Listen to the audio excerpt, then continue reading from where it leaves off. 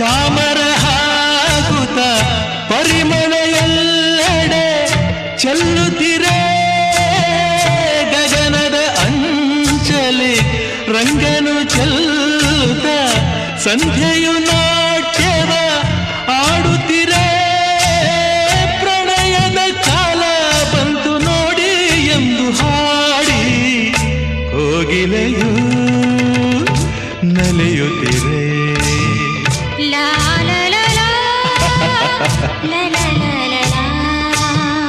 ಆರತಿಯೇ ಧರೆಗಿಳಿದಂತೆ ಆ ಮದನ ನಗುತ್ತಿರುವಂತೆ ಕಲ್ಲು ಮುಳ್ಳೆಲ್ಲ ಬಳ್ಳಿ ಮುಗೆಲ್ಲ ಹೂವಾಡವಾಯಿತು ಎನಿಸುತ್ತಿದೆ.